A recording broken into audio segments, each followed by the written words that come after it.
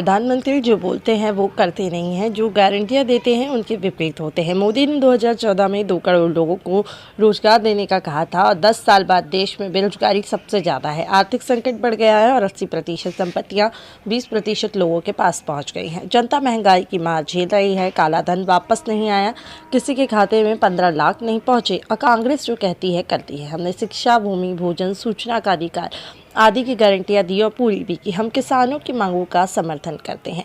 कांग्रेस की सरकार बनी तो स्वामीनाथन आयोग की रिपोर्ट के अनुसार किसानों के एमएसपी देंगे और चुनाव में यह हमारा सबसे बड़ा मुद्दा होगा। यह बातें ब्लॉक कांग्रेस कार्यालय में शुक्रवार दोपहर को आगामी 5 मार्च को सहारनपुर में आ रही भारत जोड़ो न्याय यात्रा की तैयारी को लेकर कांग्रेस नेता, कार्यकर्ता, पदाधिकारियों की बैठक को संबोधित करते हुए प्रदेश के कांग्रेस कमेटी अध्यक्ष जीतू पटवारी ने कही है। आपको बताते चले कि कार्यक्रम के दौरान प्रदेश अध्यक्ष पटवारी ने कहा कि भाजपा धार्मिक भावनाओं और नफरत की बातें कर चुनाव जीतती है। कई कांग्रेस नेता और कार्यकर्ताओं की पार्टी छोड़ने के संबंध में उन्होंने कहा कि अपराध करने वाले, बगैर परमिट वाहन चलाने वाले और भ्रष्टाचार करने वालों को भाजपा ले रही है। किसी भी तरह का अपराध करना है तो भाजपा कहती है आ जाओ। कांग्रेसियों ने आज़ादी की लड़ाई में शहादत दी और लोकतंत्र के लिए लड़ने वाले, शहादत देने वाले भी कांग्रेस के पास ही है। उन्होंने कहा कि कांग्रेस संविधान को मानने वाली है। कोर्ट के आदेश के बाद राम मंदिर का दरवाजा तत्कालीन प्रधानमंत्री राजीव गांधी ने खुलवाया। साथ ही आपको बता दें कि पूर्व मंत्री सज्जन सिंह वर्मा ने बैठक को संबोधन में मोदी सरकार को घेरा और कहा कि देश में राम मंदिर बना, इससे हमें इनकार नहीं है, लेकिन गरीब किसानों की आवाज़ को तो सुने।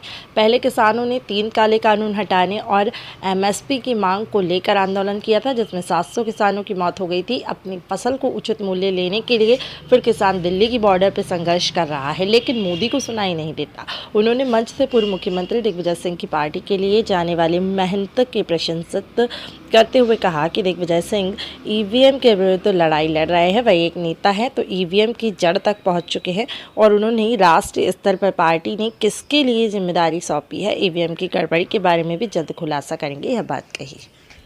आपका दायित्व, आपकी जिम्मेदारी, तो कोई कसर बाकी नहीं रहे। ये कांग्रेस पार्टी का जो मूल विचार वो है क्या? जो मूल विचार है इसमें मानवता की रक्षा।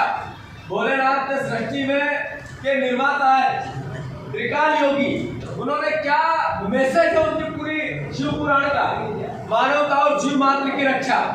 एक भी धर्म, भगवान राम और कृष्ण की क्या रामायण और गीता में हमें उद्देश्य मिले? उन्होंने भी कहा सेवा ही परो धर्म है। हमारा हिंदू धर्म जैसा राय साहब ये कहते होंगे, सनातन की जो मूल परिकल्पना है वो प्राणियों में सद्भावना हो, मतलब सब मिलजुल के रहो, अंतर नहीं है।